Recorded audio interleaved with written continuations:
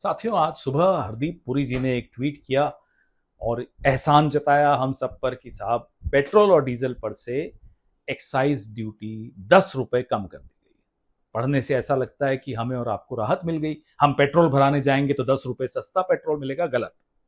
यह राहत सिर्फ और सिर्फ ऑयल मार्केटिंग कंपनीज को दी गई है और हम और आप जब पेट्रोल भराने जाएंगे तो उतनी ही कीमत देंगे जो कल दे रहे थे।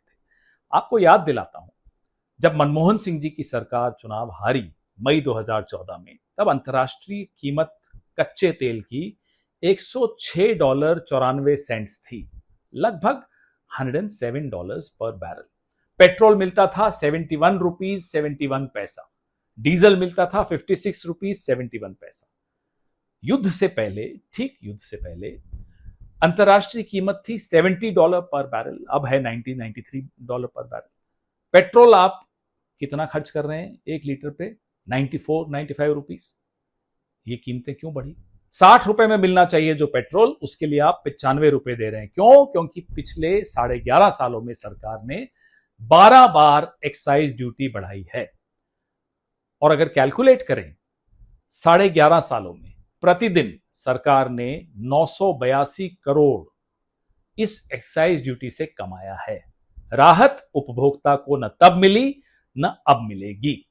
कल रात को नायरा, एक ऑयल मार्केटिंग कंपनी है, प्राइवेट कंपनी है, नायरा ने 5 रुपए प्रति लीटर पेट्रोल का और 3 रुपए प्रति लीटर डीजल का बढ़ा दिया। जब दबाव कंपनीज का सरकार पे पड़ा तो आज सरकार ने उन कंपनीज को थोड़ी राहत दी है। ये राहत न डीलर के लिए है न कंज्यूमर के लिए है।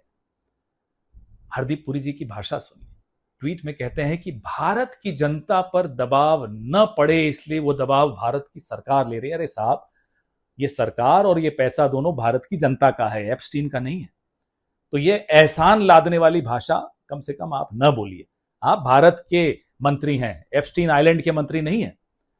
हमारी खाल उतार के उसकी जूती पहनाकर, हमें पहनाकर हम पर एहसान लाद रहे हो साहब। ये सरकार की बहुत पुरानी, 11.5 साल पुरानी आदत है कि इतना निचोड़ दें जनता को कि हम सांस भी लें तो हमें लगे साहब विकास हो रहा है, क्या एहसान हम पर चढ़ा दिया कि हमें सांस लेने दी जा रही है।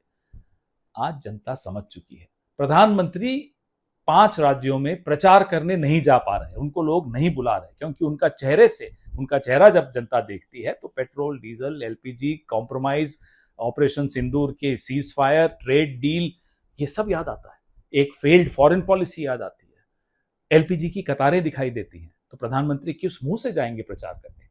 ताकि वो प्रचार के लिए जा सकें, इसलिए आज ये इस तरह तमाम मंत्री इस तरह से ट्वीट कर रहे हैं, इस तरह से पोस्ट कर रहे हैं, टिप्पणियां दे रहे हैं कि जैसे कि राहत उपभोक्ता को मिली है। मैं फिर दोहराता हूं, ये राहत उपभोक्ता के लिए नहीं है, ये प्राइवेट कंपनीज के लिए है।